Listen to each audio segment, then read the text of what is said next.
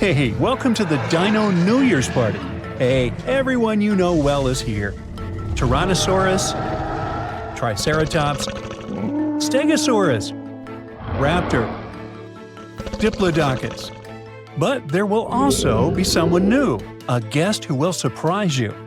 You see, paleontologists have discovered a new dinosaur species that was somewhat like the T-Rex, but with a twist. These guys would rather eat a crunchy salad than a juicy steak. Hey, meet this dude. Any guesses on how to pronounce this? Deinocheirus sacobatri. Thanks, please hold your applause. These are herbivorous guys that belong to the Therizinosaurs. But they had one awesome feature.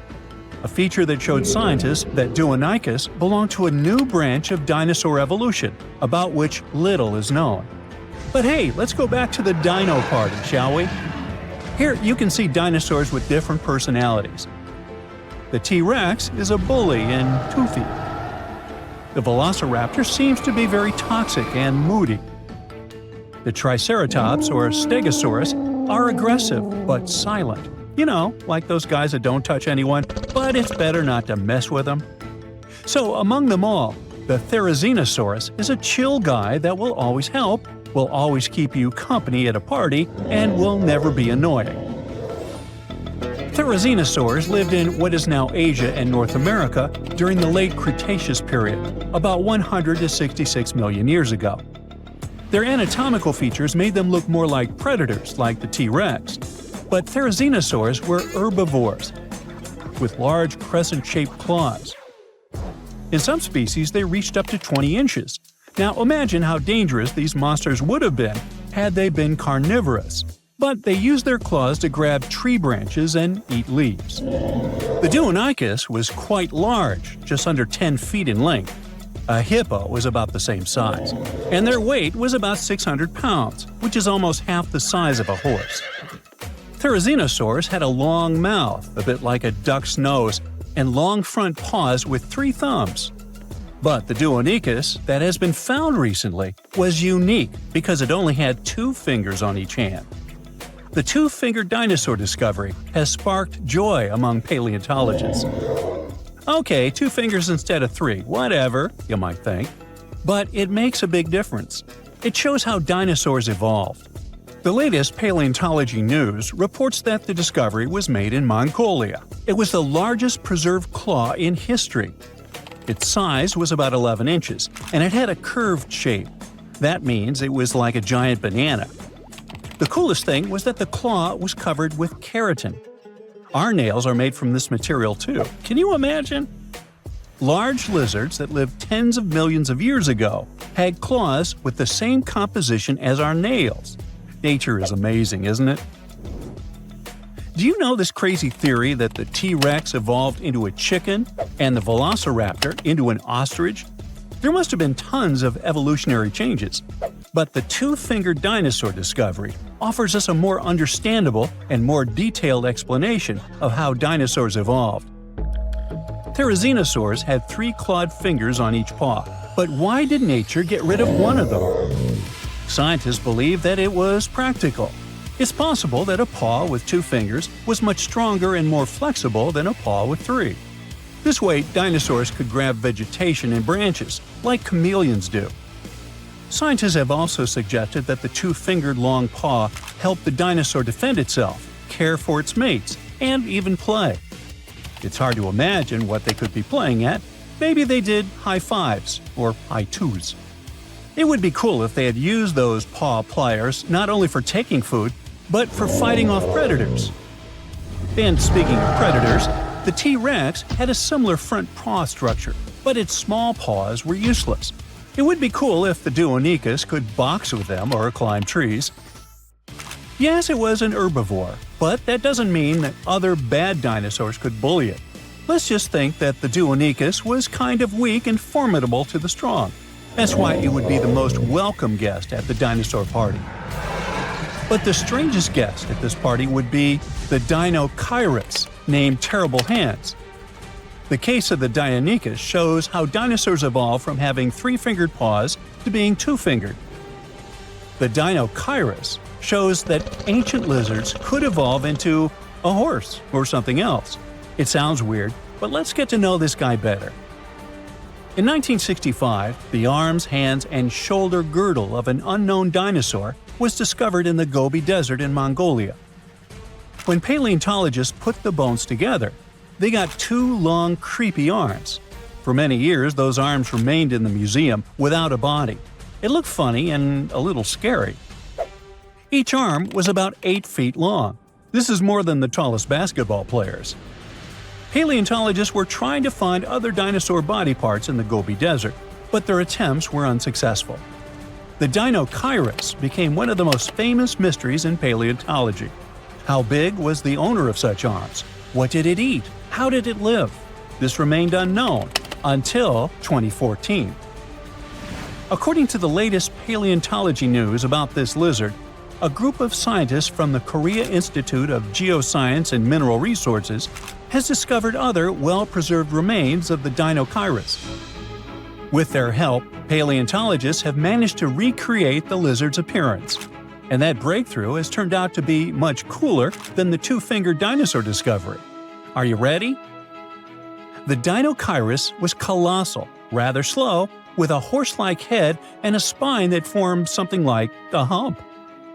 It looks super weird, even for a science fiction movie. This new dinosaur species belonged to Ornithomimosauria, an ostrich-like species, agile and fast-moving. But not the Deinocheirus. Instead of speed and agility, the dinosaur had a large size. It was 36 feet long and weighed 13,200 pounds, which is almost the weight of an adult elephant and the length of half a metro wagon. Despite its size, the Deinocheirus was quite harmless. Its long muzzle looked like that of a duck or a horse. It also had no teeth. So, for tyrannosaurs and other predatory giants, it was an easy lunch. And this is not just a guess. Scientists found bite marks on the discovered skeletons of this dinosaur. It seems this poor big dude met some really bad and hungry guys. But what was lunch to this strange lizard itself? It ate almost everything: soft plants, algae, small vertebrates, and fish. It sucked food from the bottom of lakes and rivers with its beak and tongue and swallowed stones to help grind the food. Those stones crushed the pieces of food and thus helped the stomach to digest stuff more easily. The dinosaur used its terrible hands to dig and pick up food from trees and the ground. But the strangest part of its body was its back and tail. The bones at the end of its tail were joined into a single structure called a pygostyle. This thing supports the feathers of modern birds. Now, it's possible that the Deinocheirus waved its tail like a fan, and its back had thick bone spikes that stuck up from its spine. Considering that those bones were covered with skin, the whole strange skeleton structure looked like a sail. You know how dinosaurs evolved to have such a strange shape and probably ask yourself, hey, what's the point? Well, scientists believe that the ligaments coming out of the spine help support the dinosaur's heavy belly and legs. To better understand how that could work, imagine cable-stayed bridges. Long vertical beams have many cables that hold the roadway.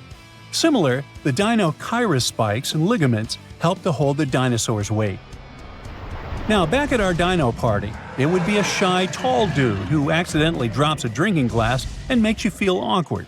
It's lonely. It dreams of finding friends. And it will surely find them.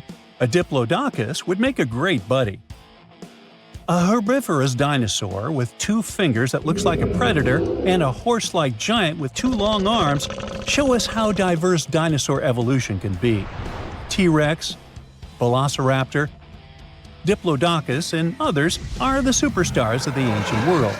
It would be cool if paleontologists could discover new dinosaur species that would remove the old guard from their pedestal of fame. Would you like to see a movie starring the Deinocheirus and the Deinocheirus? Hey, I would.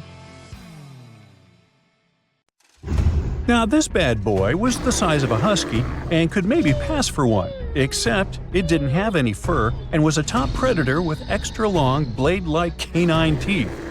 Charming. Meet the earliest known saber-toothed animal to have ever lived. It roamed the earth well before the dinosaurs. Scientists made the description of this creature based on its fossils found on the Spanish island of Majorca in the Mediterranean Sea. About 200 million years ago, none of us were around then, the very first true mammals appeared, and they lived right alongside the dinosaurs. But if we trace the family tree of mammals even further back, we'll find an ancient group called Therapsids. They didn't look like mammals we have today, but they had some key features that would eventually help define mammals. For example, Therapsids had special openings on the sides of their skulls for jaw muscles, and parts of their jaw bones would later evolve into the tiny middle ear bones that all mammals, including you, have today. So, the new discovery is what might be the oldest known Therapsid fossil. The fossil, which doesn't have an official species name yet, belongs to a group called Gorgonopsians. Those guys are more closely related to mammals than they are to any other living animals. Some of them were as small as cats, and others were as massive as polar bears. Gorgonopsians had some very mammal-like traits, like different types of teeth for different jobs. But unlike mammals, these ancient predators kept replacing their teeth, even their giant saber-like canines, over and over during their lives. Hey, that would be handy. Until now, the oldest Gorgonopsian fossils we knew about were around 265 million years old. But this new fossil is even older, dating back between 270 and 280 million years. The find was super detailed and complete, including its sharp knife-like fangs, part of its jaw, pieces of its spine, ribs, tailbones, and toe bones, plus most of one of its back legs. Even though the creature's skull wasn't complete, the scientists think it was about 7 inches long, and the animal itself would have been around the size of a medium-large dog, weighing between 66 and 88 pounds. But other than that, it didn't really look much like a dog. Even though it had some lizard-like features, calling it a lizard dog is totally wrong. Mammals and reptiles do share a super ancient ancestor from about 320 million years ago, but their evolutionary paths split a long time ago. When the newly found creature was alive, the island of Majorca was right in the middle of the gigantic supercontinent Pangaea. Back then, this area went through super wet and super dry seasons. Scientists have always wondered if major moments in mammal history happened in tropical places like this, but we just didn't have the right fossils to prove it. Now, with the discovery of the oldest known Gorgonopsian in Majorca, the missing pieces of the puzzle are coming together. It looks like some huge steps in mammal evolution could have happened in low-latitude environments we haven't explored much yet. The so-called gap in the fossil record might just be because paleontologists weren't looking in the right spots. Our hero of the day wasn't the only cool guy rocking the planet before dinos settled in. Over 500 million years ago, the weirdest predators to have ever existed ruled the oceans. The name is a bit tricky to pronounce, so I'm not going to. Okay, it's Deinocheirus, but it just literally means unusual shrimp. This creature looked nothing like anything alive today. Scientists think it was the first true apex predator, the orca of its time. Deinocheirus was massive for its era, as it grew up to 3 feet from its sharp grabbing arms to the tips of its tail fins. For a while, everyone thought trilobites were its go-to meal, but new research shows it wasn't strong enough to crack open trilobite armor. So instead, it was a speedy, agile hunter with awesome vision, and it often picked off soft-body animals that zipped through the open water. Now, another really cool creature from pre-dino times is a fish that could walk on land. Tiktaalik lived in marshy rivers that looked a lot like today's Amazon rainforest. It could grow up to 9 feet long, and it found its prey in rivers and inlets like a modern-day freshwater crocodile. It had a flexible neck and even some early versions of lungs, and thanks to them, it could survive both in water and out of it. Why fish like Tiktaalik started moving toward land about 395 million years ago is still a bit of a mystery. Around that time, the ancient supercontinent called Gondwana was drifting closer to the land that would become North America. This slow movement created lots of shallow, swampy habitats, which were perfect places for crocodile-like animals to thrive. Plus, these areas were near the equator, so they were warm and tropical. But there wasn't a lot of food waiting for them on land, so maybe they moved there for safety reasons. There were fewer predators and better spots to lay eggs there compared to the water. Creatures first adapted to living in open water, then shallow water, then marshes and river edges, and only after a long, slow transition did they finally step fully onto land. Now, how about a millipede the size of a small car and weighing as much as a large dog? This beauty lived over 300 million years ago in what is now England.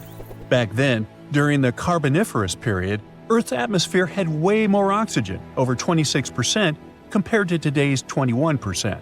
Scientists used to think the high oxygen levels were the only reason these creatures could get so big.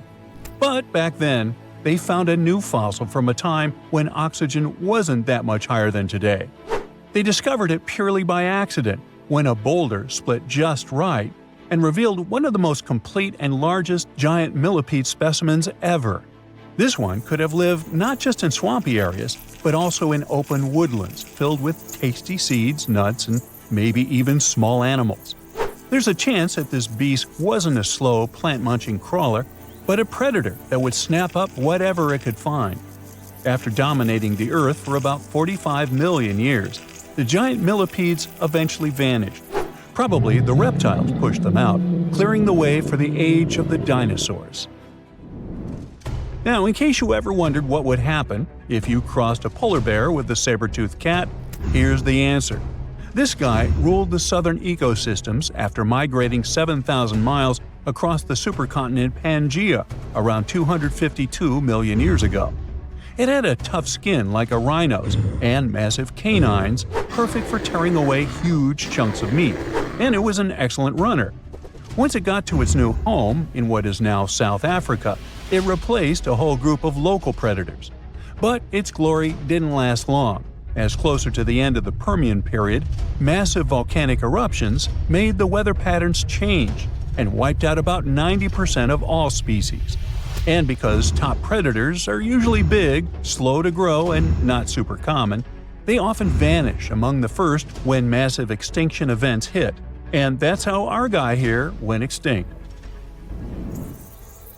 Our final creature of the day was a dragonfly that lived around 300 million years ago and had a wingspan of over 2 feet, 6 long, spiny legs, and huge, bulging eyes. Meganura.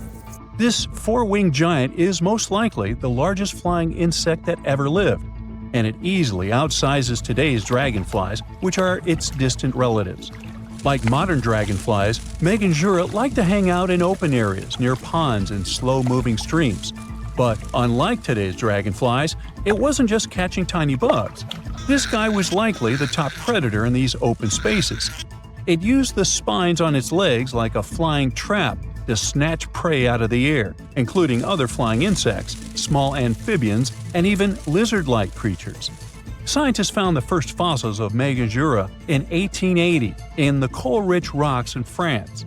The fossils were incredibly well preserved and showed off the detailed vein patterns in their wings.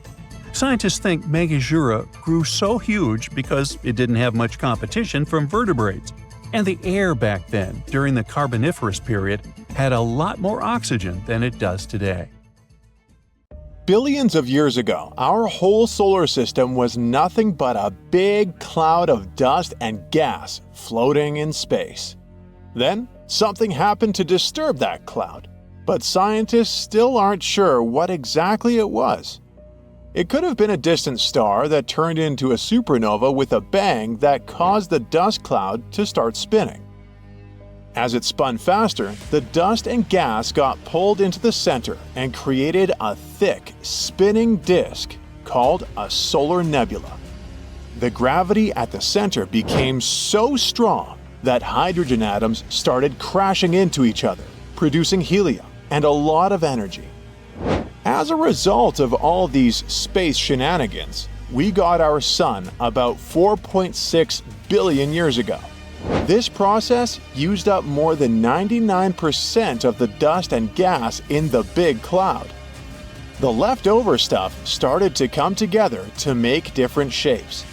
The cloud kept spinning, and bits of matter bumped into each other and stuck together.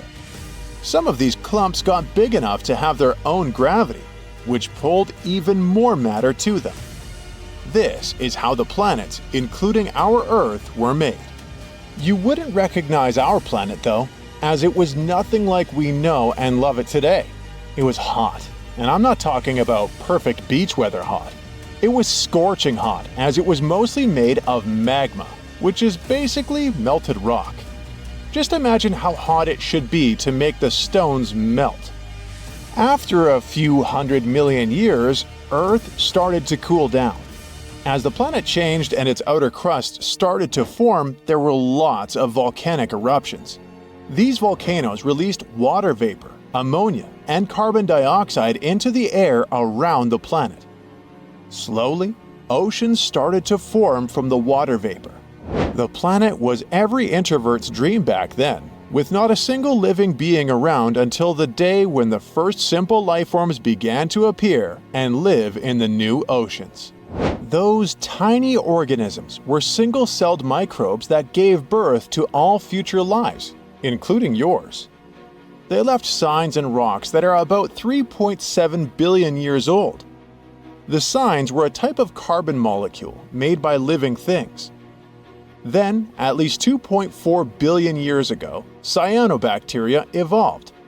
These were the first organisms to make food using water and the sun's energy, and they released oxygen. This caused a big increase in oxygen, which made it hard for other microbes that couldn't handle oxygen to survive. Then, tiny microbes started living inside other tiny microbes. This way, they were forming organelles, small structures inside a cell with a specific function. One important organelle is called mitochondria, and it helps turn food into energy. For the first time, DNA got packed inside a part of the cell called the nucleus. These new complex cells, called eukaryotic cells, had different parts that each did a special job to help the whole cell work better. Soon enough, the earliest animals would rule the world. But don't get your hopes up. They weren't fluffy kittens. All the changes on Earth were happening against the background of the supercontinent Rodinia, which formed around 1.2 billion years ago. It pulled together almost all of Earth's land masses into one gigantic piece of land.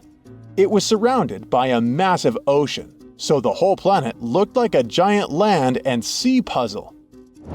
Unlike the green, lively continents we have now, Rodinia was barren and rocky, with no plants or animals on land. So, early life forms like algae thrived in the ocean. The breakup of Rodinia caused changes in Earth's climate and ocean currents. New coastlines and environments eventually helped diversify life on Earth. Cells began living together and finally evolved into the first animals around 800 million years ago. Sponges, and I don't mean the loofah you use to shower, were some of the earliest animals. By around 580 million years ago, they had neighbors, including fronds, ribbons, and quilts. But then, another 40 million years later, which is like a minute in evolutionary time, the conditions changed. Oxygen levels rose, and the first animals were replaced by new life forms. It was the beginning of the Cambrian period, the time of the giant shrimps and other creatures you'd rather never meet. Those invertebrates that ruled the planet looked so weird and not Earth-like that it took scientists years to realize these scary creatures were actually the ancestors of modern mollusks and crustaceans. Meet Hallucigenia, a creature with 7 or 8 pairs of spindly legs, the same number of paired spikes coming from its back, and a head you won't tell from its tail. Another cool creature from that period was the abnormal shrimp. Unlike most animals back then that were tiny, it was over 3 feet from head to tail.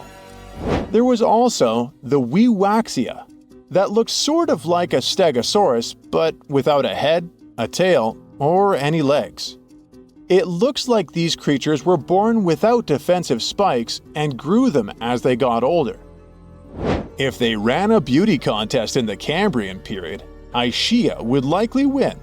It had many common features with today's tardigrades. Although it was just 1 or 2 inches long, it was the nightmare of prehistoric sponges, and it clung to them with its multiple claws.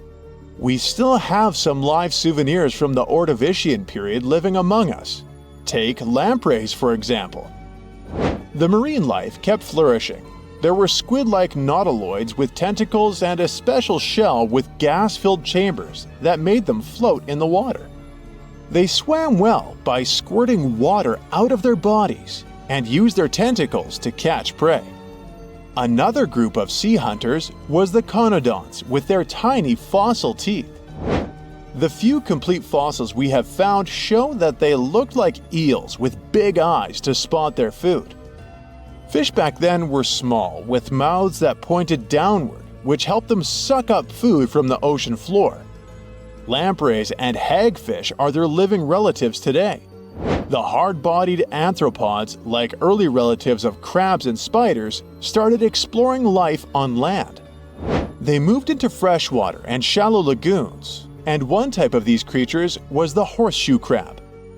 Even though they're called crabs, they're actually more like spiders and scorpions. Around this time, the first simple plants also began to grow on land.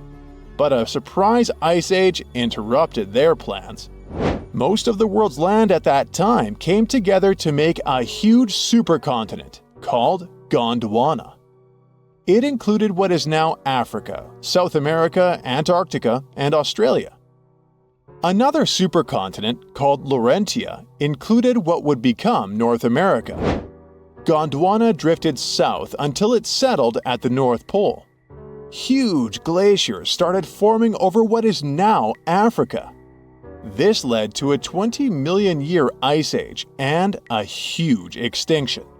At least half of all marine species were wiped out around 443 million years ago. The landscape wasn't looking too cozy, but have no worries, the first plants were about to hit the land. As temperatures rose and sea levels climbed again, the oceans began to recover during the Silurian period. Huge reef systems grew in the warm, clear tropical seas. You can still see remnants of these ancient reefs today. They are limestone rocks. The oceans were full of tiny creatures called plankton. At the top of the food chain were these terrifying sea scorpions. Some of these sea scorpions grew to over 6 feet long, and they were the largest arthropods ever. They looked like giant scorpions with huge, compound eyes to spot their prey, the primitive fish. They caught it with their strong, claw-like pinchers. Speaking of fish, they were starting to change and found new ways to eat, not just by sucking up food from the ocean floor. A group of spiny sharks developed jaws which made their mouths more dangerous. Even though these jawed fish weren't very big during this time, they were becoming better hunters and would later become top predators. On land, the first tiny, creepy crawlies began to show up. They were primitive centipedes and early ancestors of spiders. The first plants on land didn't have leaves, but they could stand up straight, thanks to their stiff stems. They also had special tubes inside them to move water and nutrients around, just like how our veins move blood. Mosses and other small plants soon followed and helped create a better environment for animals to start living on land too. The climate was nice and warm. The supercontinent Gondwana was still near the South Pole, but the big ice sheets from before melted away. Plants continued to grow and change during the Devonian period, but you'd probably be more impressed by a millipede as long as a car. If you visited the Earth back then, you'd wander in the first big forests made up of lycophytes, horsetails, and ferns. By the end of this period, the first successful trees appeared. They could grow really tall, up to 98 feet, about half as tall as the Leaning Tower of Pisa, and had thick trunks about 3 feet wide. They didn't have real leaves but had fern-like parts growing right on their branches and used spores to reproduce. The insects of that time were pretty wild. One of them was a huge dragonfly with wings as wide as a big pizza. This giant dragonfly lived in open places where it had room to fly, and its big eyes helped it spot its food, smaller bugs. It used its spiky legs to grab the insects it wanted to eat. Another monster from that time had wings about 22 inches wide and a mouth that looked like a beak. On the ground, the biggest bug ever known on Earth was wandering wild and free. It was a millipede as long as a car that likely ate fruits and seeds. The insect grew into such giants thanks to the extra oxygen in the air, up to 35% instead of the usual 21%. They could easily breathe even when they were huge, and there were no big birds to eat them, so they could grow really big and explore land and sky with nothing to worry about. But not for long.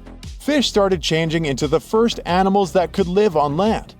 These early fish had special fins that worked like arms and legs, and they could explore new, swampy areas where there were lots of plants and no big predators. One of the oldest animals that show this change mostly lived in shallow water, where it walked on the bottom. It had a head that looked like a crocodile's, and it could move its neck and breathe air through its nostrils. It grew up to 10 feet long.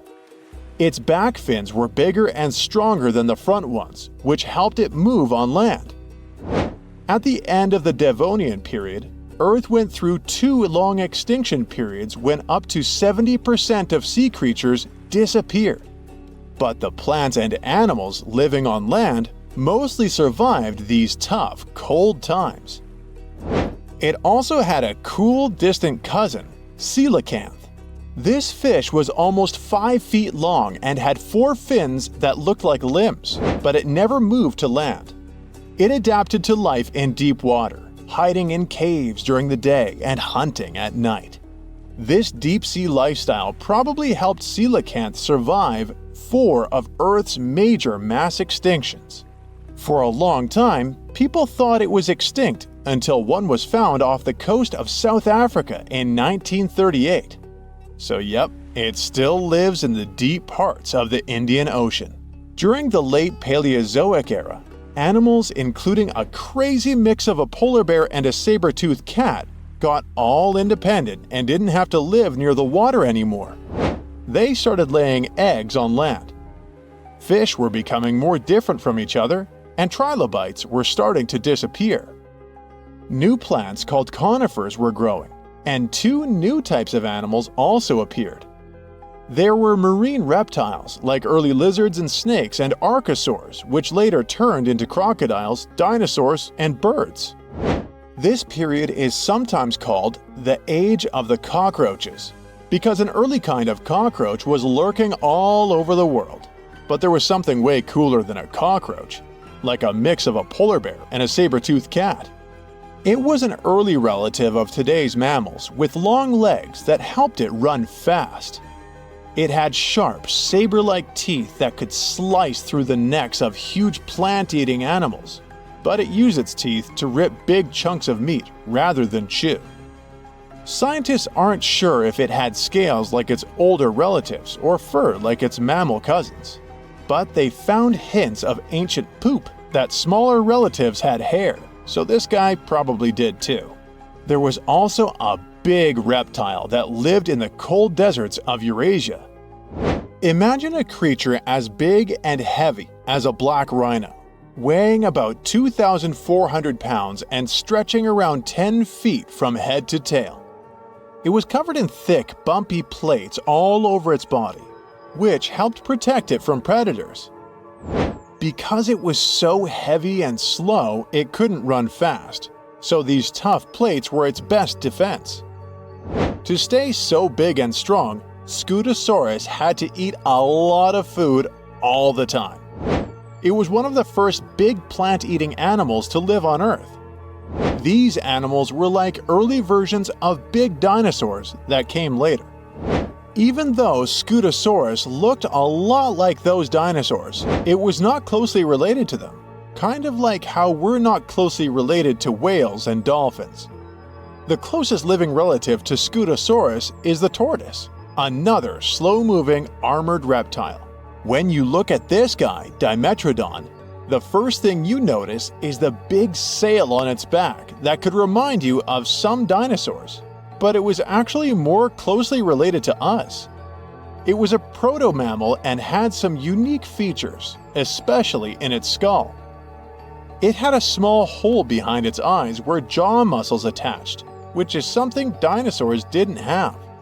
Dimetrodon also had different types of teeth for different uses, unlike dinosaurs that had rows of the same kind of teeth. The sail on its back was probably used to show off and attract mates, or scare away rivals. The last period of the Paleozoic, called the Permian, ended with the largest mass extinction on Earth ever. It wiped out more than 90% of all the species on the planet. The two big landmasses named Euramerica and Gondwana joined together to form one huge supercontinent called Pangaea. Around Pangaea was a giant ocean. Because Pangaea was so big, the middle of it was probably very dry, since rain clouds couldn't travel far enough to bring water to the interior. This made Pangaea's center a very dry place. The Permian extinction left room for new creatures to thrive. One of them was this guy, looking like a real-life Nessie from Scotland. It was a 20-foot-long reptile with a super long neck, even longer than its body and tail combined. And nope, it wasn't a dino yet, but a protosaurus that lived during the Middle Triassic period, which was just before the time of the first dinosaurs. Scientists used to think it was too heavy on top to walk on land because of its long neck, but newer studies show that most of its weight was centered around its body, so it could walk just fine. Between 240 million and 230 million years ago, a new successful group of animals started to rule the world. They managed to evolve from mostly dog and horse-sized creatures into the biggest monsters that ever existed on Earth. Scientists say they managed to do it thanks to some massive volcanic events. But it's a topic for another video. Life during and after the dinosaurs. We've all been afraid of the dark at some point in our lives, haven't we? I mean, do you remember getting tucked into bed by your mom or dad after they read you some scary fairy tale with monsters and dragons or even dinosaurs? But just as your parents were about to turn the lights off and silently step out of your room, you remembered. What if there was something hiding under your bed? Or worse, what if some spooky creature was stuck somewhere in the closet? You could probably get up and check, but it was too dark out there. Wouldn't it be great to have some source of light that would come from within your body? You could always use it whenever you get surrounded by darkness. Unfortunately, as humans, we aren't able to do that. But there are a bunch of creatures out there that can, in fact, light themselves up. That's thanks to a little something scientists call bioluminescence. Animals and fish living in the ocean tend to have this talent more often than others. And you can find these creatures anywhere, close to the surface or deep down at the bottom. 2.5 miles deep if you have a knack for numbers.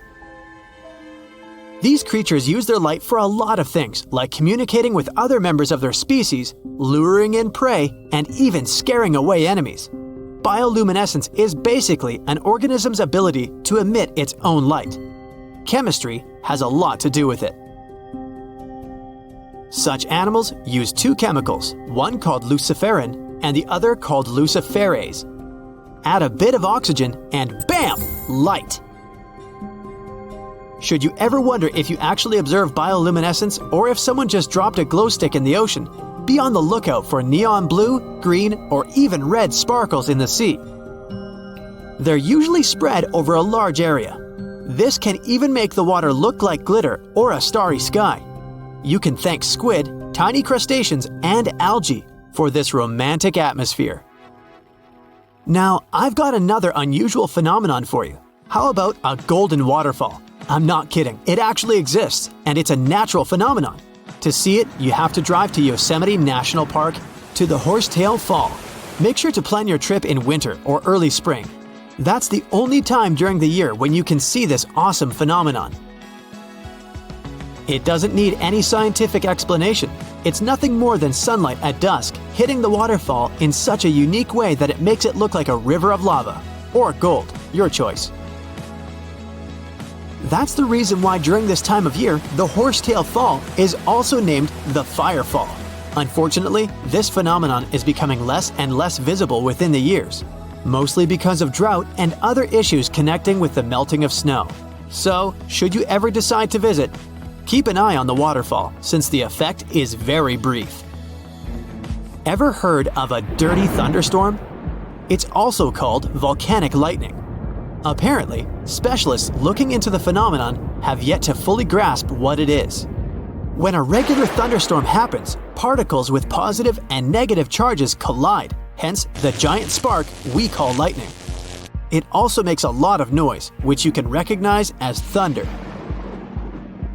But when a volcano is erupting, some of the volcanic ash particles get electrically charged, and while getting projected into the air with a huge force, they collide and cause electrical discharges. This whole process makes it look like there's lightning coming from the volcano itself.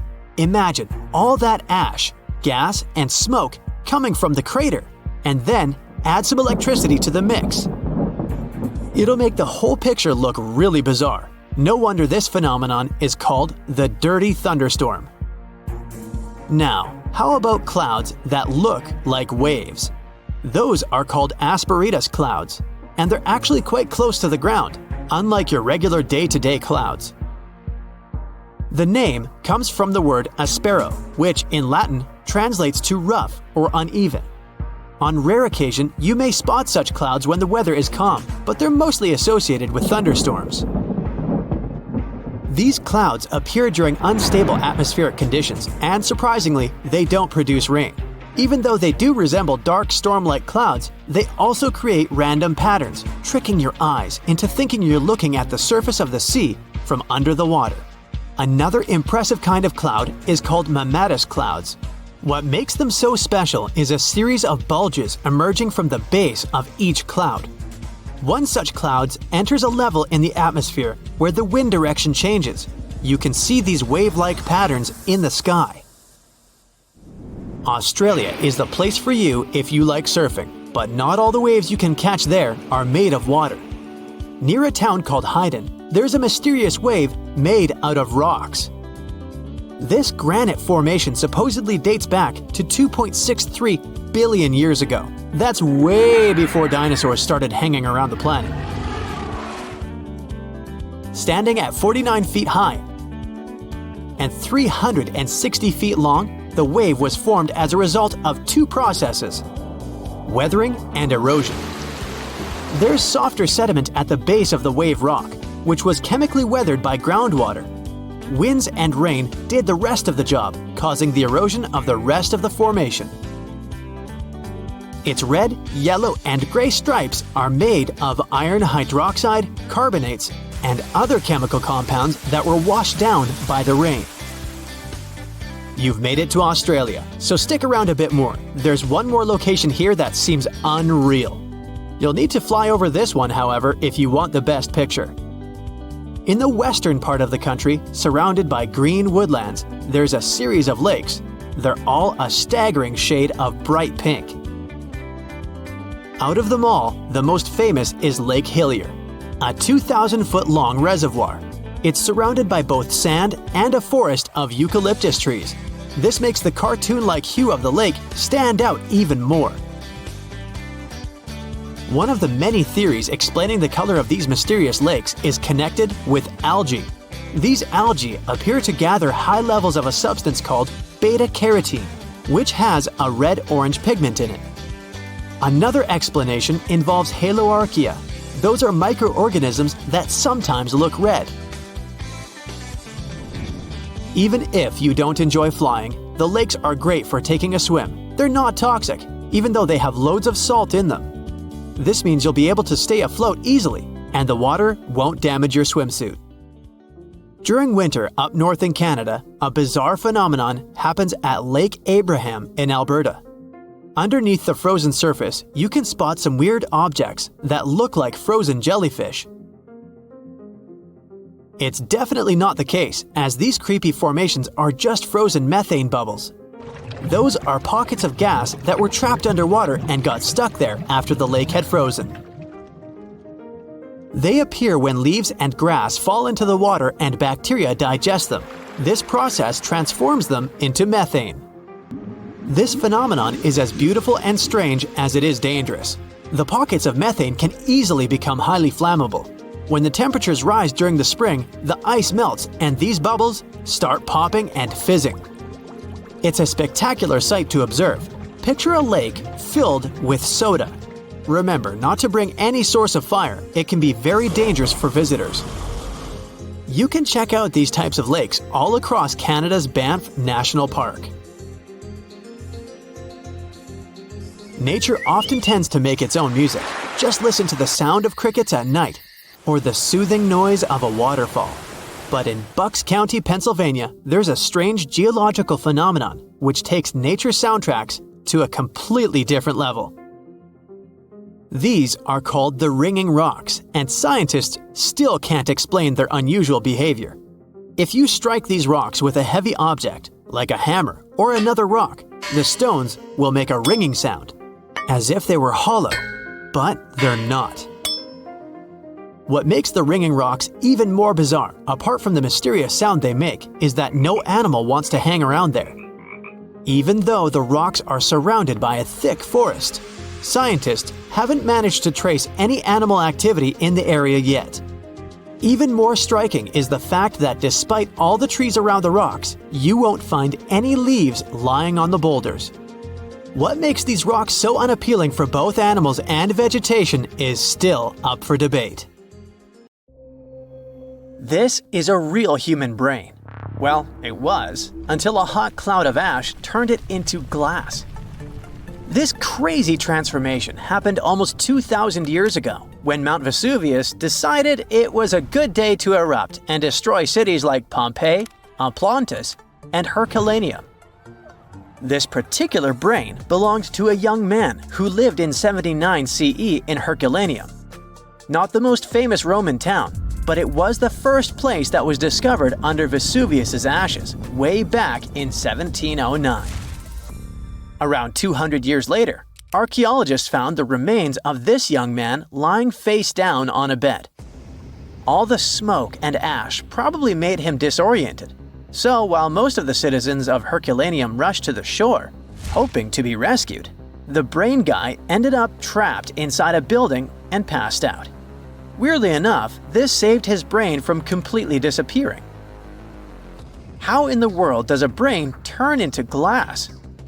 Well, when Mount Vesuvius erupted, it didn't expel just lava. It also sent away a really hot cloud of ash before the solidified lava could flow down. This type of lava, known as pyroclastic flow, could get as hot as 869 degrees Fahrenheit. An insane temperature, we know. Hot enough to melt your brain, but not hot enough to turn it into glass. The cloud of ash, however, can reach temperatures between 932 degrees Fahrenheit to 1,112 degrees Fahrenheit.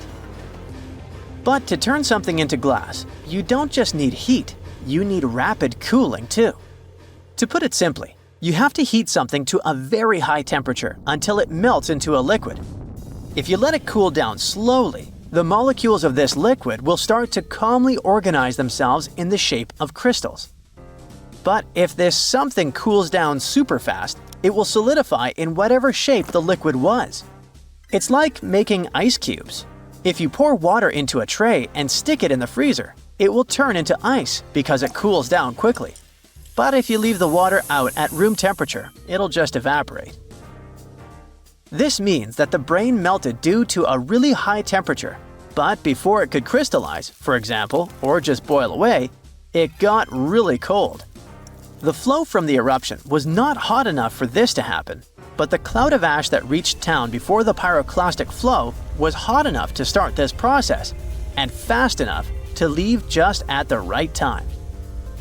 To figure out the exact temperature needed for this brain-to-glass transformation, scientists used a technique called differential scanning calorimetry. This fancy name basically means that they heat up glass shards to see when they start to change shape. They discovered that the cloud of ash had to be exactly 950 degrees Fahrenheit hot for the brain cells to start melting. Now, remember how I said this guy was inside a building, but most of the citizens were outside? Well, those people were also exposed to this drastic change in temperature, but they didn't turn into glass because they were not being protected by the walls of a building. The protection provided by the skull surely helped our guy, but it was not enough. And since other people didn't have the same protection, their brains basically poofed. And before you ask, no other parts of his body turned into glass. You see, you need some liquid for the glass-making process to happen. The brain has a lot of water and fat, which makes it a prime candidate for the glassification process. Yes, I've just made that word up. Other organs might have contained liquid, but they weren't as protected as the brain, so they were destroyed by the heat. And bones? Well, bones don't have enough liquid, so they just remained the same. The ones that didn't char, anyway. When the brain turned into glass, it looked a lot like an obsidian stone, a type of volcanic glass formed by the cool lava of a volcano. Even the forensic archaeologist who discovered this glassified brain thought it was just a stone at first. He was studying the bones of our hero when he noticed something shining inside of his skull, right in the middle of all the volcanic ash that filled it. To his surprise, this thing was way more fragile than obsidian and smaller too, with some fragments being only a few millimeters large. He only figured this was part of that guy's brain after he took the glass to the lab. With the help of a microscope, he discovered that this was not a stone but an organic tissue, which is basically cells that form our organs. This organic tissue was made by protein, a molecule produced by living things like animals and plants. And this was not just any protein. This one was specific to the human brain because every organ is made of different types of protein. The researchers also found nerve cells preserved inside this glass, complete with the tendrils that help them receive and send messages. The microscope also showed what was left of myelin, a fatty substance that gives a speed boost to the messages traveling along the nerves. This isn't the first time scientists discovered preserved human brains. In fact, more than 4,000 brains have been found since the 17th century. It may not look like a big number, but keep in mind that finding only the brain preserved in a skeleton while the other organs are gone is not that common. You see, the human brain is actually the first thing that decomposes when we're 6 feet under, and it usually turns into liquid. When scientists stumble upon a human brain, it's usually dried, frozen, or literally turned into soap. A brain can be dehydrated if a person perishes in a place that is very hot, like a desert. Frozen brains are found, obviously, in places that are super cold, like polar tundras. A brain turned into soap may sound weird, but the saponification process is not that rare. You need a lot of fat and oils to make soap, and the human brain is filled with this. It's a complex process, but if you find a brain that turned into soap, it must have been buried in a place that is very wet and has little oxygen. Back in 1982, for example, construction workers found dozens of human skeletons in a pond in Florida. They were all 8,000 years old, and 91 of them actually had their brains still somewhat intact. And by intact, I mean they turned into jelly soap. During the 2000s, the brains of 45 people were found in Spain, preserved because of this saponification process. This discovery helped researchers understand the chemical composition of the brains and even the weather conditions of the moment when these people passed away. Scientists also discovered two 3,700-year-old brains in Turkey that belonged to a middle-aged man and a teenager that were trying to escape an attack on their city. This time, the brains turned into charcoal because of a super hot fire. And even though their skulls preserved the brains in this state, the heating and cooling process was probably not intense enough to glassify them. But this? It's the first time in history that scientists have found a brain that naturally turned into glass. It's like finding a unicorn, but in a more scientific way. So what does this discovery mean? Well, for starters, it gives us a glimpse into the lives of those who existed such a long time ago. Secondly, it taught scientists an amazing way to preserve the human brain. It also shows just how powerful nature can be. Powerful enough to turn a brain into glass, but delicate enough to preserve it for thousands of years. So, let's give a shout out to the young man who unknowingly contributed to science. He probably had no idea that his brain would one day be the star of a groundbreaking discovery. His tragic end has given us a fascinating peek into the past. You're heading to Spain with a team of archaeologists to try to find some ancient artifacts. You get lucky and uncover one of the greatest treasures of the Iberian Bronze Age. Iberian refers to the Bronze Age culture of Portugal and Spain. So you find and unearth coins, jewelry, vases, vessels, and two pretty strange items. One is something like a part of a scepter, and the other resembles a bracelet. And you know what's strange about them? They're connected with space. In 1963, several miles away from the city of Vienna, Spain, scientists discovered the treasure of Vienna, one of the most significant gold hoards from the Bronze Age. Interestingly, are there bronze treasures from the Golden Age? Never mind. All the gold found dates back to sometime between 1500 and 1200 BCE, except for that scepter and bracelet. They were made by inhabitants of another planet, so their production date is unknown. Okay, that's a joke. However, a small part of this joke is true. When scientists studied the found gold, they discovered that those two items were made of iron. So what, you might think? Well, the catch is that in the Bronze Age, people didn't mine or manufacture iron. Work with this metal began around 850 BCE, about 400 to 700 years after the creation of the treasure of Vienna. How is this possible? A clue to this mystery can be found in ancient Egypt. In the tomb of Pharaoh Tutankhamun, an iron dagger was found, which was also made of similar iron. But this dagger was much more valuable than all the others. And that's because it was made from a space object, a meteorite. Yeah, that bracelet and scepter were also made of meteoritic iron. Its difference from Earth metal is that cosmic iron has a high nickel content, so it all makes sense. People from the Bronze Age couldn't mine iron from the deep bowels of our planet, but nothing prevented them from collecting iron falling from the sky. Just imagine how cool it is to have jewelry or a dagger made of material that has traveled millions of years through the vast expanses of space. Perhaps it even contains particles of an ancient extinct star. Today, these two artifacts from the treasure of Vienna are the oldest recorded items in the Iberian Peninsula made of meteoritic iron.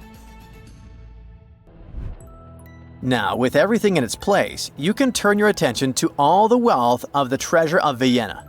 It contains 66 items: bowls, bracelets, bottles, gold jewelry, 3 silver bottles, and an amber gold button. 22 pounds of ancient gold. People hid it, and only after 3,000 years we were able to discover it. This archaeologist's dream can be found in the Vienna Museum, where exhibits from different time periods are presented, from prehistoric times like 50,000 years ago to the present day. Items from the Iberian period, from the Roman period, from the Arab civilization. You can find not only jewelry and coins, but there are also remnants of columns, ceramics, and other architectural artifacts. The collection is considered one of the most important prehistoric treasures of Europe. And the coolest thing is that you can see it all with your own eyes for just €2, which is about $2. Go to Vienna, find the museum, and enjoy. Hey buddy, I heard you have a metal detector. Could you help me find a hammer I left somewhere in the field? Your old farmer friend asks. You take a metal detector and go searching, but instead of a hammer, you find hundreds, even thousands of silver coins worth $2 million. You're so happy that the farmer lost that hammer, and now you're rich. Stop! Considering that this land belongs to the farmer, would you tell him about the find or take it with you? In reality, neither of these options happened. In 1992, Eric Laws was helping a farmer search for a lost hammer in a field near Hoxne, Suffolk, England. The metal detector stumbled upon a hidden treasure, a huge one.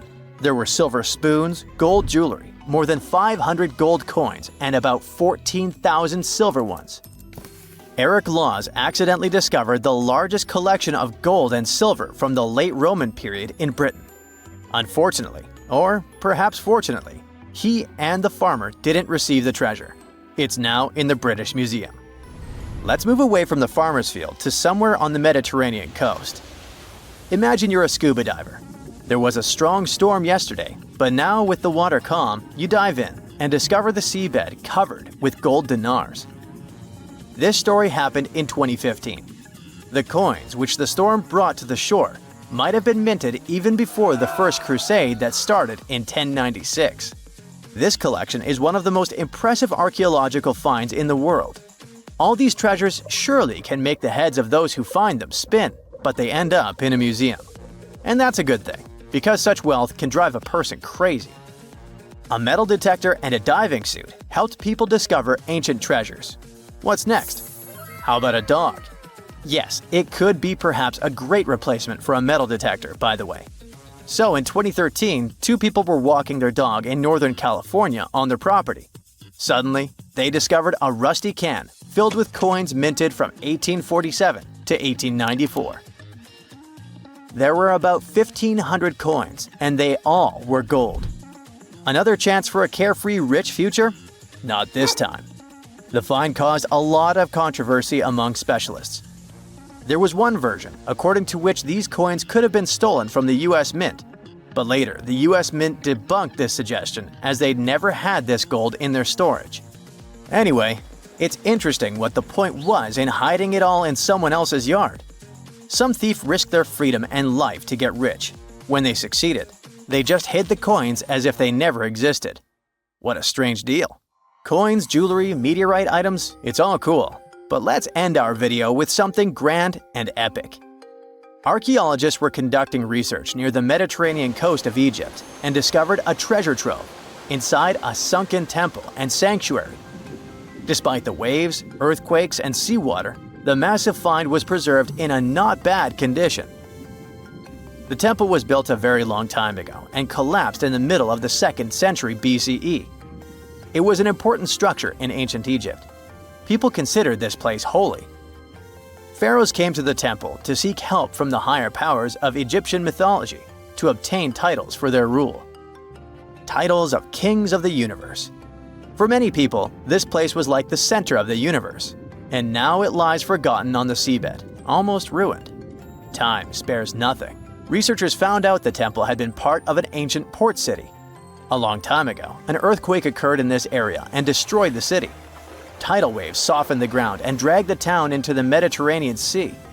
While studying the temple, scientists found many secret treasures there: silver ceremonial instruments, gold jewelry, and alabaster vessels. In past times, people used them to store perfumes or greasy ointments called unguents. Perhaps in ancient Egypt, they weren't bad in the field of cosmetology. Near the temple, archaeologists discovered a Greek sanctuary. Apparently, the Greeks living in Egypt or coming here on business wanted to pay tribute to Aphrodite, so they created a small building in her honor. In that place, archaeologists found bronze and ceramic artifacts from different cultures. Scientists found out that the Greeks had permission to trade in the Egyptian city and even be its residents. It seems pharaohs living around 600 BCE were favorable to the Greeks. The profession of an archaeologist is very exciting. But what would you do if you found some ancient treasure? Before answering this question, find out what law applies to such finds in your country. Okay, what if I tell you that the extraterrestrials we all imagine as little green men may actually look like very normal Earthlings and chill in Europe? This is the Iberian Peninsula. and people living there are under suspicion. Ooh. Here's the reason. Somehow, parts of the most important artifacts that the Iberian civilization called Treasure of Vienna are made of metal that simply can't be found on Earth, because it's metal from a meteorite. Now let's tackle this step by step. This is the artifact itself, and it's composed of 59 different objects. Bowls, bottles, and bracelets. Is there a pattern there with all those bees? In total, the find weighs around 20 pounds, of which 18 pounds are 23.5 karat gold. Now, if you're not a metal specialist, I'll clarify it for you right away. For comparison, 23 karat gold is 95.8% pure gold, so 23.5 karat is even purer. The remaining percentage goes to other metals to help add strength and durability to the precious alloy. There was also silver, iron, and amber in that set. The artifact could have been pretty straightforward, but for these two, let's call them imposters. Look at this wrought iron bracelet and this hollow hemisphere. Can you see that? Those rusty lines on the hemisphere and the overall weird color of the bracelet do stand out, since everything else is made of purest gold. This all started back in 1963. When a researcher noticed a dark leaden metal among the shiny bowls and bottles. The metal was shiny in some areas and covered with a ferrous-looking oxide that was mostly cracked. Now, just so you understand, gold does not usually act this way. Gold is one of the least reactive of all metals, so it won't even tarnish, let alone rust. To figure out where this suspicious iron came from, researchers turned to mass spectrometry, which checks out the mass-to-charge ratio of molecules. Their findings showed that the nickel in the iron is similar to that found in meteoritic iron. Simply put, the bracelet and the hemisphere are of extraterrestrial origin. Ooh. Now, the exact age of the trove is hard to determine, yet it's crucial. We need to know the exact age to see if it coincides with the start of the Iron Age in the Iberian Peninsula.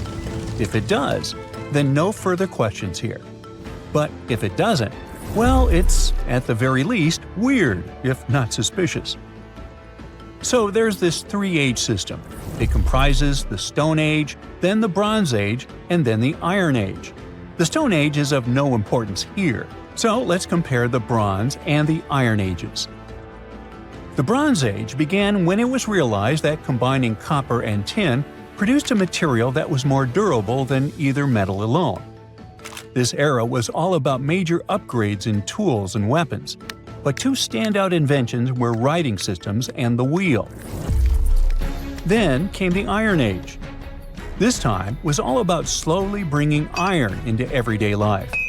Iron was way easier to shape into cool designs than bronze.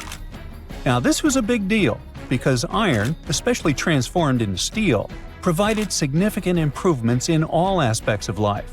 Tools became lighter, cheaper, and stronger compared to their bronze equivalents. You get it?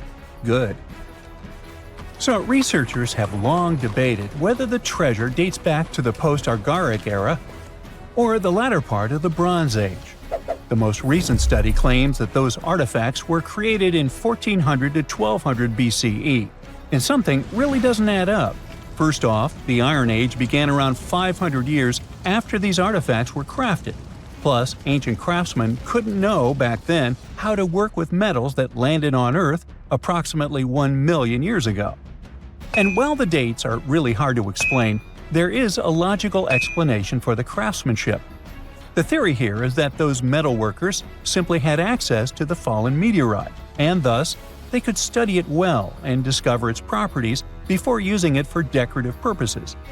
They could have figured it out through trial and error, and once they knew exactly how to work with this extraterrestrial metal, they proceeded to adorn the artifacts with it. Plus, there were the Phoenicians, who contributed to their craftsmanship. Now, it's true that the Iberian people have been processing metal and making pottery long before the Phoenicians settled on the peninsula. But the arrival of new metalworking techniques and the introduction of the potter's wheel enabled them to produce better quality goods much faster than before. So, we figured out the extraterrestrial origins of the Iberian artifacts. But guess what? This area is still under suspicion. The reason for that is the language they spoke. You see, for most modern languages people use today, there will always be some proto-language. Say for Italian, Spanish, and French, it's Latin, hence their similarities. But wait, Iberian was largely spoken where modern Spain is, so why isn't Spanish similar to it? Well, the truth is, no language today is similar to the Iberian. Maybe only the Basque language, but it's because of some similarities found in their numerical systems. Basque is classified as a language isolate, or simply unrelated to any other known languages, and the only language isolate in Europe. The Iberian language is unclassified. While the scripts written in it have been deciphered to various extents, the language itself remains largely unknown. And look at the alphabet the Iberians had. Looks like it doesn't really belong to our planet. But hold up, this one might be a bit of a stretch. When the Phoenicians came to the peninsula, they brought along their alphabet to the Iberians. But honestly, the Iberians probably weren't keen on just copying someone else's writing system, so they tweaked it until it looked completely different. Let's just say they took some inspiration and ran with it. While linguists can guess to some extent how most characters sounded, actually translating the language is still completely impossible. The Iberian language was non-Indo-European and faded away over 2,000 years ago. And there aren't any similar languages left to help us out. Super frustrating, right? Yeah. We got over 2,000 Iberian inscriptions from tombs, coins, potteries, lead plates, and even cave wall carvings. But aside from a handful of words, we're totally in the dark about what they mean. Now, if we could understand their language, we might have learned that they were great thinkers and all, but we can only contemplate the works of art they left. Iberian culture has a lot of amazing stuff made by talented artisans. We're talking about not just metalwork and ceramics, but also detailed sculptures, textiles, jewelry, and other personal bling. But here's the catch. Making all those luxury items depended a lot on a big farming class. At the heart of Iberian society, most folks were involved in farming and taking care of livestock. Depending on where you were, the types of farming varied. For example, up in the north, they were all about growing grains, while down in Valencia, they focused on producing olive oil and other agricultural aspects. In the west, raising animals was the name of the game. Still, we don't have much information about the day-to-day lives of the many people doing this essential work. Yet, on the flip side, we know a lot about the upper class of Iberian society, who control these agricultural resources and hire the artisans. By the 7th century BCE, we start to see a group of Iberian princes who were living the good life, trading with the Phoenicians and enjoying fancy luxury items. You can spot this elite class in their burial practices. Cremation was the go-to method for funerals among the Iberians, and wealthy individuals were often found in cemeteries with all sorts of lavish goods and funerary sculptures that give us a peek into the fashion and hairstyles of the rich. Interestingly, starting in the 6th century BCE, there was a noticeable drop in the number of recognizable burials, which suggests that these elaborate funeral customs became more exclusive to a small elite. Meanwhile, the fate of the majority, farmers, artisans, soldiers, and laborers, who made up a big chunk of the population, remains a bit of a mystery. It used to be a pretty advanced civilization, but it vanished without a trace. Researchers think it could have been due to some massive earthquake, but so far, we don't know for sure. So looky here, scientists discovered ancient artifacts near King Tut's tomb. Turns out, his VIP final resting place looks more like a public graveyard with about a dozen wooden coffins that's been there for around 3,600 years. Okay, I might have exaggerated a tad. The 11 tombs weren't exactly right next to King Tut, but they were close, near the same city of Luxor. New findings in Egyptian tombs can help us piece together what life was like in ancient Egypt. And guess what? Ancient Egyptians seem to have been remarkably like us, modern humans. Say, the women have always loved jewelry, and archaeologists retrieved a beautifully made necklace with 30 amethyst beads and 2 agate beads, plus a hippo head amulet. Bet it was all the rage back then. Researchers also discovered 2 copper mirrors. One had a handle shaped like a lotus, and the other was decorated with Hathor, the ancient Egyptian deity of the sky, women, fertility, and love. These recent excavations near Tutankhamun's burial site led to another jaw-dropping revelation. For the first time in thousands of years, fragments of Queen Hatshepsut's Valley Temple were uncovered. This fearless woman was thought to be the second female pharaoh, who ruled with both courage and wisdom, leaving a legacy as solid as the stones themselves. Her temple, hidden for ages, opens a window into a time filled with power, intrigue, and spiritual devotion. Archaeologists found over 1,000 beautifully decorated stone blocks on the outskirts of Hatshepsut's funerary temple. There were very few women who managed to take the throne in ancient Egypt. Another tomb was found nearby, and it belonged to the overseer of Queen Deinocheirus' palace, whose name was Jehuti-Mez. Queen Hatshepsut seems to have even more tombs, aces up her sleeve.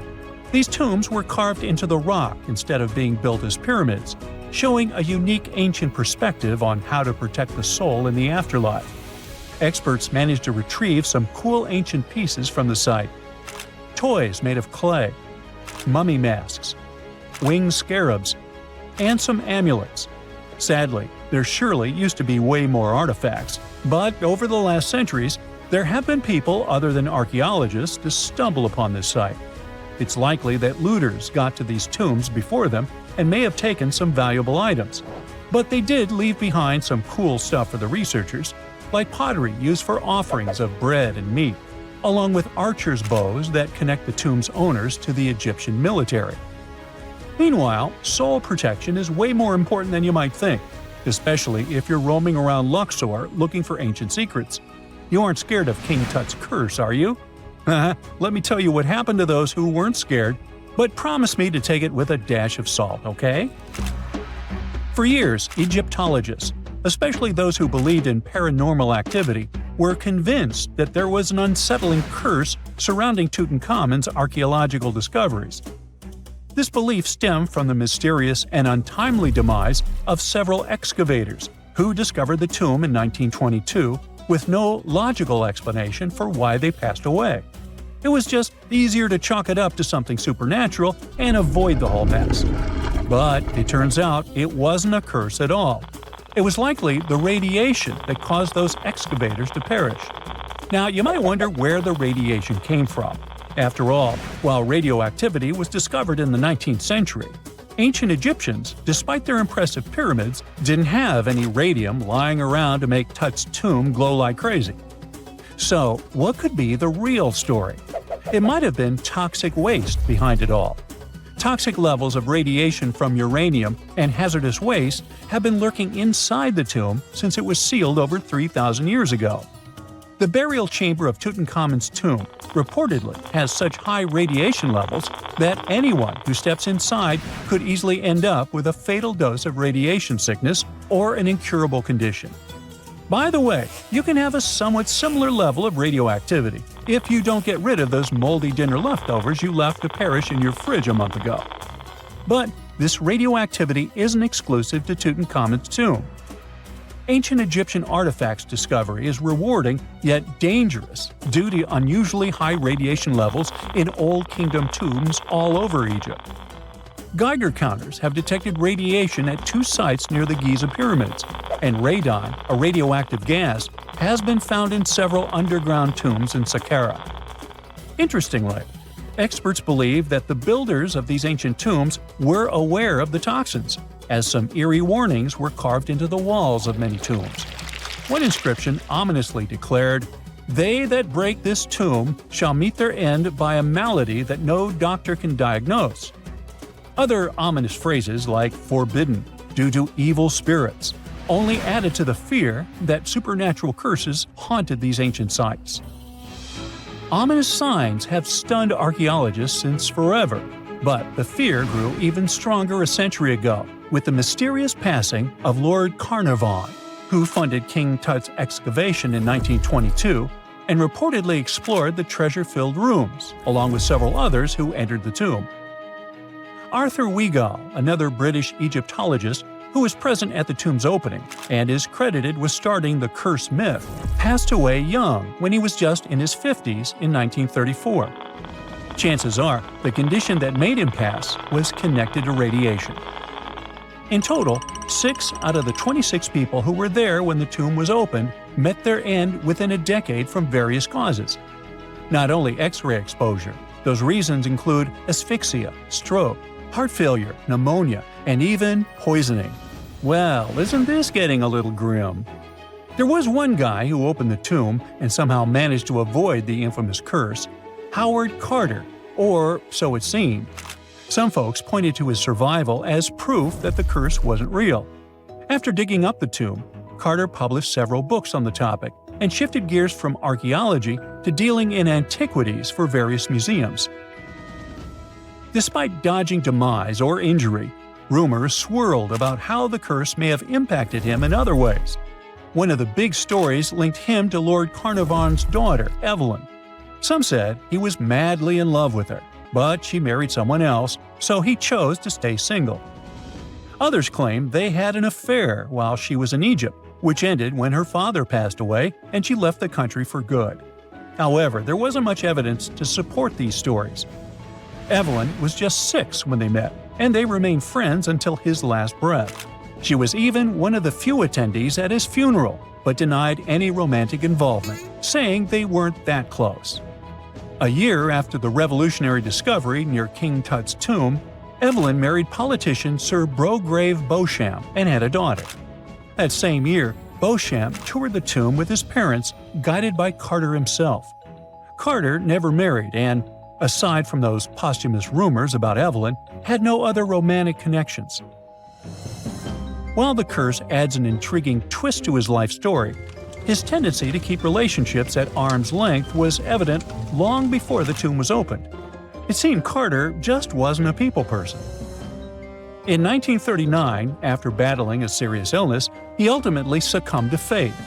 He was 64, which was a pretty common life expectancy in the UK back then, so no one really thought it was off and linked it to an ancient curse. When he passed, it turned out he had several artifacts from Tutankhamun's tomb in his London apartment, which were eventually sent back to Egypt, marking what some viewed as the curse's end. Who knows? Maybe if he hadn't had all those ancient souvenirs at his place, he would have lived way longer. But all the other demises might seem off. The curse theory was likely fueled by some strange events during the excavation. Carnarvon got a mosquito bite that became severely infected, and around the time they opened the tomb, Cairo experienced a bizarre power outage in a freak sandstorm. Back in England, the Earl's dog, Susie, managed to escape from Carnarvon's house and began barking frantically at seemingly nothing. At least that's what the staff and family saw. Strangely enough, at the very moment her owner's heart stopped, Susie started howling and fell down without showing any signs of life. Maybe radiation didn't play a crucial role after all, and those were indeed ancient artifacts from King Tut's tomb that made them all perish. Spooky, huh? Archaeologists have been studying Petra in Jordan for 200 years, and in 2024, they found something they had never seen before. It's a tomb with at least 12 complete human skeletons and artifacts that are over 2,000 years old right in front of the treasury. Bronze, iron, and ceramic items were placed with the deceased, which shows how people honored their loved ones when they passed away. It's a rare chance for scientists to learn more about the Nabateans, an ancient group of Arabian nomads who built Petra. The objects found in the tomb under Petra's treasury are in amazing condition, but the skeletons became fragile because it's damp inside the tomb. They plan to study the remains and extract DNA to see if the people in the tomb were related. While some scientists are solving tomb mysteries, others have trained AI to find new ancient sites for them. They've created an algorithm that works with a special type of satellite imagery, This technique uses radio waves that can peek under things like sand, soil, and even ice to find hidden objects. AI will help search a huge desert on the Arabian Peninsula called the Empty Quarter for archaeological treasures. The lead scientists of the experiment trained the algorithm to recognize hidden locations using data from a site they had found before. The new tech can discover buried structures within 20 inches, which is very precise. Another groundbreaking tech, LiDAR, which means light detection and ranging, helped archaeologists reveal new hidden cities all around the world. LiDAR can see big structures beneath layers of vegetation and map even subtle changes in ancient landscapes. They use it to scan large areas from a small plane flying over places that aren't so easy to study from the ground, like dense jungle. In 2024 alone, they found new Maya settlements in southern Mexico, gardens, roads, and rivers in Ecuador's Amazon rainforest, ancient ruins on the Pacific island of Tonga, and the remains of 2 medieval cities along the Silk Road route in Uzbekistan.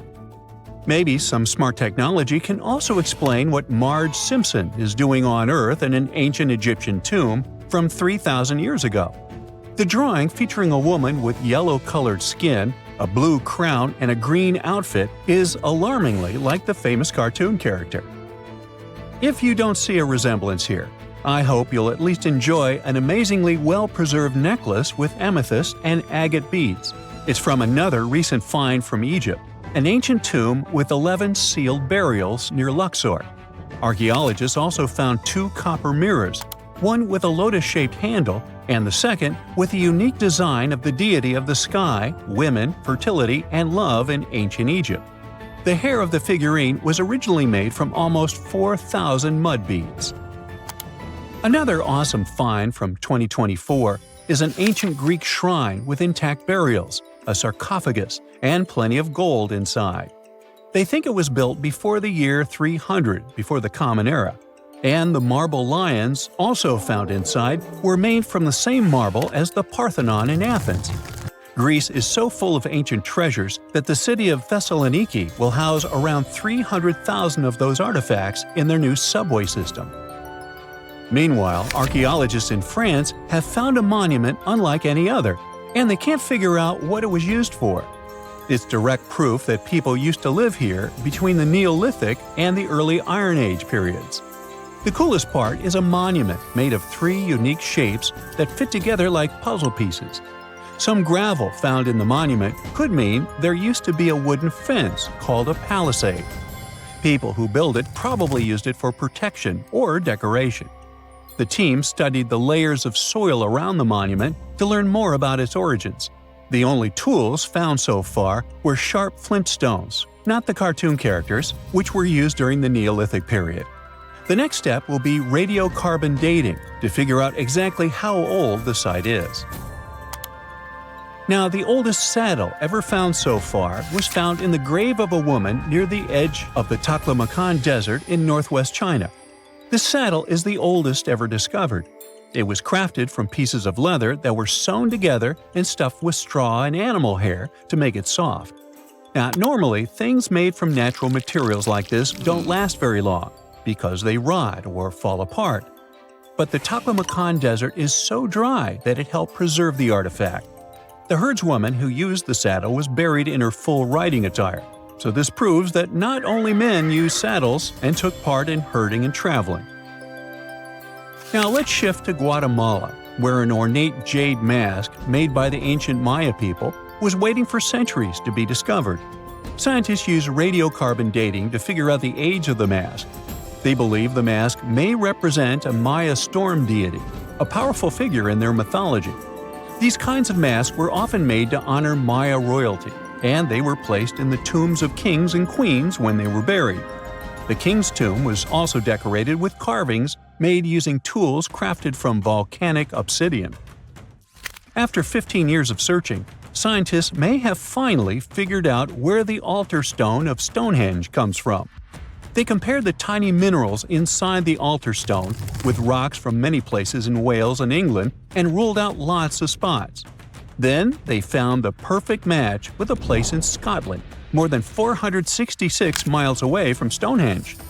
This area might even be Orkney, a group of islands in the far northeast of Scotland where a lot was going on during the Neolithic period. The big question now is how ancient people moved such a massive stone so far. The altar stone is over 16 feet long and weighs more than 6 tons.